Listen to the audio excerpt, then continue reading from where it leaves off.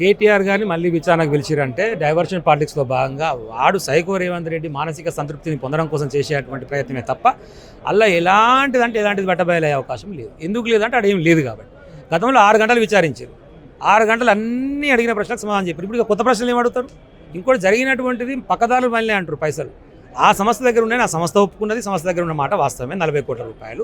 ఈయాటి వరకు కనీసం నువ్వు ఉత్తరం రాయలే, ఒక మెయిల్ చేయలే, ఆ డబ్బులు మాకు రిటర్న్ చేయండి అని చెప్పి ఇక్కడ మాత్రం విచారణ చేస్తాం. ఏం విచారణ చేస్తాం అంటే డబ్బులు దారి మళ్ళింది ఎక్కడ, మిస్యూజ్ అయితే ఎక్కడ పోయినా అని విచారణ చేయొచ్చు. మిస్యూజే కాలే కదా, అసలు విచారణ ఎక్కడిది అంటే రాజకీయపరమైనటువంటి కోణంలో గతంలో ఓటుకు నోటు కేసులో దొంగ అయినటువంటి రేవంత్ రెడ్డి నేను జైలుకి పోయినా కాబట్టి ఏదో ఒక ప్రయత్నంలో భాగంగా ఇలా జైలుకి పంపాలనేటువంటి ఒక ప్రయత్నం, ఒక మానసిక సంతృప్తి కోసం చేస్తున్నాడు తప్పితే అందులో ఏమీ ఉండదు. ఎందుకు ఉండదు ఇంత గట్టిగా చెప్పగలుగుతున్నాం అంటే ఇప్పుడు మాట్లాడుతూ కూడా కేటీఆర్ గారు చెప్పారు, నీకు దమ్ము ఉంటే నువ్వు మొగోనివి అయితే నువ్వు ఓటుకు నోటు కేసులో దొంగవు, నా మీద అపవాదు పెడుతున్నావు, ఫార్ములా ఏకి సంబంధించి తప్పు చేసినాను, ఇద్దరం లై డిటెక్టర్ పరీక్షకు ఒప్పుకుందాం, లైవ్లో టీవీలో చేయమని చెప్పండి ఇద్దరిని, నీకు దమ్ముందా రా అని చెప్పిండు. మరి దాని మీద స్పందించాలి కదా ఇప్పటివరకు ఏం లేదు. ఎందుకంటే అక్కడ జరిగింది ఏం లేదు కాబట్టి.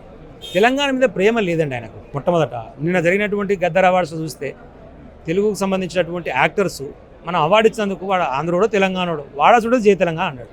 మరి అదే డ్యాన్స్ మీద రేవంత్ రెడ్డి అన్నాడా? అంటే ఏంది తెలంగాణ సోయి కానీ తెలంగాణ ఆత్మ కానీ నాకు లేదు, తెలంగాణ మీద ప్రేమ లేదు.